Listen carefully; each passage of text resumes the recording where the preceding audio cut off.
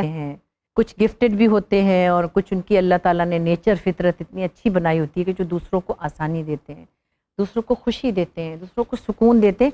मुझे कभी कभी लगता है कि इसमें कोई एफर्ट नहीं लगती। I think it's very easy to be nice. और माँ बाप तो होना तो एक ऐसी एक समझे एनिमल इंस्टिंक्ट है जो कि जानवरों में भी है, तो वो तो अल्लाह ताला ने पैदा की है कि आप अपने औलाद के लिए, लेकिन आप दूसरे लोगों के लिए भी कंसिडरेट हो। अच्छा, उसमें कुछ मुझे लगता नहीं कि कोई प्लान करना पड़ता है। ये एक ऐसी चीज़ है जो एक फिनोमेना है जिसको ऐसे ही होना चाहिए। Normal human being should behave like a normal human being, और ये नॉर्मल ह्यूमन बीइंग है। जो अब नॉर्मल बिहेव करते हैं, जो गलत बिहेव करते हैं, या जो मतलब जिनके मुख्तलिफ किस्म के बिहेवियर्स हैं, वो नॉर्मल नहीं है। इसमें कोई एफर्ट नहीं लगती। मुझे प्यार करना बहुत अच्छा लगता है, मुझे मोहब्बत का बहुत शौक है, एक मतलब बीमारी है। दोस्तों से, बहनों से, भाई से, वालिदैन से, तो ये हमारे घर का भी एक बहुत खास डिश है मोहब्बत करना। और एक्सप्रेशन बहुत ज्यादा है, जो मेरे वालिद में बहुत ज्यादा था। चिमट जाते थे तो हम इतनी बड़ी बड़ी औरतें, बच्चों की माएँ, हमको चिपक के चूमते ही चले जाते थे हमारे वालिद, यानी कि पपियां कर करके हमारे मुंह छील देते थे। तो हाँ, तो इतना प्यारा एक्सप्रेशन है मोहब्बत। तो जब आप किसी को डांट नहीं सकते हैं बुरी तरह, तो आप उसको अच्छी तरह प्यार भी कर सकते हैं। अगर आप एक्सप्रेसिव हैं, अगर आपका गुस्सा बुरा है, तो आपका प्यार भी अच्छा होना चाहिए। दोनों चीजें होनी चाहिए। सो अगर ये मोहब्बत जैसे एक्सप्लेन कर रही हैं, ना सिर्फ अपनों के लिए, गैरों के लिए भी मैंने आपके दिल में उतनी ही मोहब्बत देखी है। मैंने बुशरा आपा को देखा है, बहुत से लोगों की मदद करते हुए देखा है, और मन से। ये घर का माहौल ऐसा घर था? का माहौल। अब मैं आपको क्या बात, ये बॉन्डिंग जो आपकी अपनी बहनों के साथ भी है। जी जी जी, तो इस ये सब में जो खराबी है ना, वो अहमद बशीर साहब की है। वालिद मेरे बहुत बड़े इंटेलेक्चुअल जर्नलिस्ट थे और बड़े पढ़े लिखे आदमी थे, बहुत फिल्म पढ़ के आए थे हॉलीवुड से। और जब हम सब जमा होते हैं तो हम नहीं होते, वो होते हैं हमारे अंदर हमेशा। वो जाते ही नहीं हमारी जिंदगियों से, क्योंकि हम उन एक समंदर के कतरे हैं। तो ये कहना गलत नहीं होगा कि अच्छा इंसान एक अच्छा प्रोफेशनल होता है।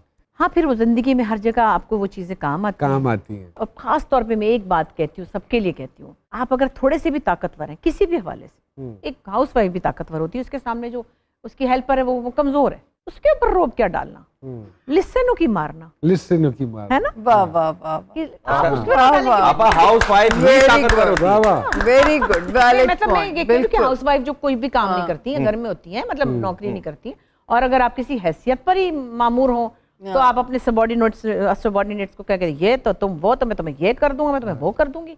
क्या आप अपने से जरा ऊंचे वाले पे रोब डाल के दिखाएं तो मैं जानूं आपको। वेरी ट्रू जी, वेरी ट्रू। ये है ना। यस, तो इस तरह की चीजें काम में भी यही होता है। खुदा की कसम, मुझे याद है हमारे घर में नौकर पानी पिलाता तो अब्बा कहते हैं शुक्रिया बेटे।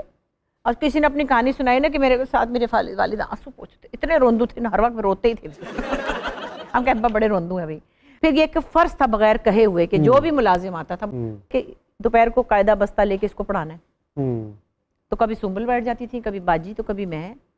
ये तो बात तय थी। अम्मी ने भी एक बंदा पढ़ाया, मैट्रिक पास करा के सरकारी मुलाजमत पे लगा दिया। तो ये कोई उसमें ये नहीं था कि आपको ये मिलेगा, वो तो पता नहीं क्या कुछ ही मिल गया अल्लाह। तो जो कुछ भी किया अजर की नीयत से नहीं किया। हमें पता भी नहीं था इसका मतलब अजर का क्या होता है, कैसे क्या होता है।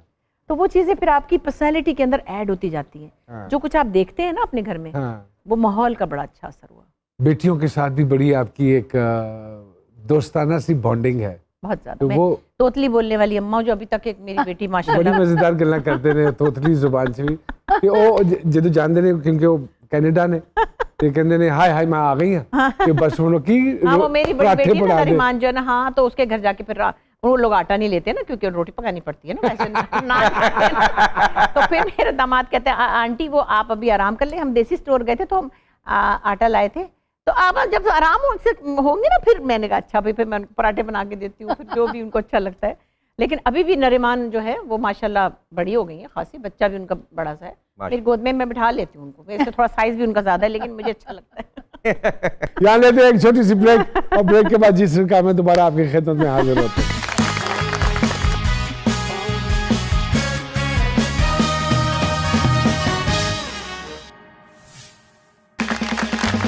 वेलकम बैक टू जी सरकार। बुशरा आपा, writer, mimic, singer, what's not, how do you organize your life?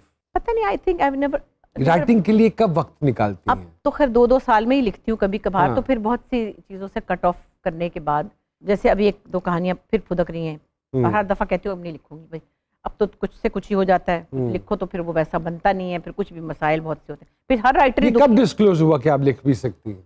Actually natural flow था। एक तो कहानियाँ गढ़ने की और बुनने की आदत है, वो आपके तो पास भी, मुझे हम पता सब में है। हाँ।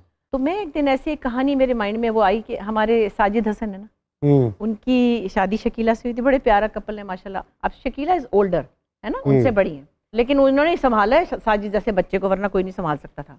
अच्छा मैंने देखा, बिल्कुल ठीक है ना, बिल्कुल ठीक। अच्छा, साजिद हसन और शकीला की बड़ी अच्छी दोस्ती, उनकी शादी, उनके बेटे जवान पिछले पहले हस्बैंड के, तो मैंने देखा बड़ा फ्रेंडली सा एटमोसफियर है, वो आपस में साजिद के साथ उनकी दोस्ती है, वो खेल रहे हैं ताश और गप्पे मार रहे हैं, there like friends step father के साथ। मैंने ऐसे सोचा कि ये सिचुएशन अगर रिवर्स कर दें पाकिस्तानी सोसाइटी के हिसाब से, ये तो एक अनयूजुअल चीज़ है जो मैं देख रही हूँ, तो अगर इसको उल्टा कर ले तो क्या होता है। तो मैंने पहला प्ले लिखा नीली धूप, अच्छा, जो मैंने विमेंस डे पे लिखा। एक यंग विडो की दोबारा शादी होती है तो उसका दामाद और सोसाइटी कैसे उस पर रिएक्ट करते हैं, जिसकी मैंने सुना है कि मैंने देखी तो नहीं, को बधाई हो फिल्म बनी है उसके ऊपर, तो मैंने वो लिखा था 20 साल पहले, पहला प्ले। तो मुझे लगा कि मेरे अंदर वो नेचुरल फ्लो है डायलॉग लिखने का, हाँ, ये स्क्रीन प्ले और ये सारा कुछ। अब तो खैर मैं तो जबान जल जाती थी उस वक्त, तो डर के मारे ऐसे थे जैसे हम पता नहीं क्या जुर्म करें। हमारे सामने तो जो लोग जिन्होंने लिखा था आपने और हमने जिनके काम किए हुए, उनके सामने हम अपने आप को राइटर कहने की जरूरत भी नहीं कर सकते, सवाल ही पैदा नहीं होता, औकात ही नहीं थी ये। तो अमजद इस्लाम अमजद साहब लिखते थे, जैसे सलीम चिश्ती साहब लिखते थे, मानो कुत्सिया अशफाक अहमद साहब, मतलब ये लोग लिखते थे ड्रामा। हम क्या, हमारा पिद्दी का शोरबा। लेकिन वो मैंने डरते डरते एक प्ले बनाया, उसकी बड़ी धूम मच गई। उसके बाद फिर मैंने सीरियल लिखा मकान, फिर होते होते अब मैंने 11वां सीरियल लिखा था ज़ेबाइश। अरे माशाल्लाह। वाह, बस ऐसे कभी अभी 2 आइडियाज मजीद जहन में हैं जिनको आपने हैं कागज पे उतारना है। लेकिन अफसोस ये होता है, किसी को ब्लेम नहीं करती हूँ, ज़माना ऐसा हो गया है कि आप कुछ सोचिए अगर थोड़ा सा भी ऑड, तो उसके लिए बड़ी मुश्किल होती है कि वो रेटिंग और फलाना, और फिर एक कुड़ा। आप समझती हैं ये रेटिंग ने ड्रामे को इफेक्ट किया है? बहुत बुरी तरह, क्योंकि आपने एक सर्टेन लेवल की मेंटेलिटी को केटर करने के लिए अपने ड्रामे को वहां उतार तबाह दिया। कर दिया। लेकिन मैं कहती हूँ कि आप 4-5 किस्म का काम करें। जैसे म्यूजिक में मैं कहती हूँ, जो क्लासिकल सुनने वाले 50 लोग हैं 100 में से, क्या वो मर जाएं? उनका दिल नहीं है क्लासिकल म्यूजिक सुनने को, उनके लिए भी बनाए ना। आपने जरूर वाइल्ड म्यूजिक ही बनाना है, बच्चे सुनना चाहते हैं लाउड म्यूजिक, उनको सुनने दें आप। मैं एक दिन देख रही थी, नैयरा नूर का प्रोग्राम आ रहा था, मेरी पसंद, पीटीवी पे, बहुत अच्छा। आए मैं तो लेट गई और रोने लग गई। हाय, मैंने कहा ये वाला म्यूजिक कहाँ चला गया? हम और आप वो सुनते थे ना, पहले लोग इंतजार करते थे पीटीवी पे, रात को 10:30-11 बजे आता था। अगर वो कोई 25 लोग हैं 100 में से, तो उनके लिए भी तो सोचे अभी भी करते हैं वेट, लेकिन होता क्यों ये क्यों नहीं करते आप? ये वाला ड्रामा भी बनाए, वो भी चलो बनाए, उनको भी खुश करें। लेकिन हम क्या करते हैं, सारा ड्रामा ही हमने रोड मारा के उधर ही चला जाए कि सास ने थप्पड़ मारा और घर से का निकल जाओ और उठा के उस लड़की को वहां फेंक दिया। मैं एक प्ले में थी, मुझे किसी ने कहा कि अपा इसको हाथ पकड़ के बाहर, इसको धक्का दे के बाहर, वो गिरे जाके रोड करके। मैंने कहा देखो ये BA पास लड़की है, मैं अगर इसको कहूँ ना गेट आउट, उसके लिए यही बहुत है। यही बहुत। मैं इसको हाथ नहीं लगाऊंगी कि मैं इसको पकड़ के लेके करके वहां फेंकूं। मतलब ये क्या बात है? आवाज के बगैर मजा नहीं आता। आवाज के बगैर मजा नहीं। वाह, वाह। दीवार के बगैर। अच्छा, आप मानती हैं आपा, हमारे पाकिस्तानी ड्रामों को देखकर लोग रोते हैं और हकीकत देखकर कहते हैं यार ये सब ड्रामा है। हाँ, बस क्या कहें, ये तो बहुत बारीक बच्चा है। बहुत बारीक, देखने में भी बारीक है और बोलने में भी बारीक है। बहुत बारीक बातें पहले करता है। बोलेंगे फिर बाद में कहेंगे लेकिन तो ड्रामा। इतनी ज़हीन बातें करता है बच्चा। ये कहाँ फंस गया लाहौर में आके। तो अफसोस ये है कि फिर जब कुछ सोचो तो नहीं नहीं ये तो यूं हो जाएगा, अच्छा नहीं नहीं ये तो यूं हो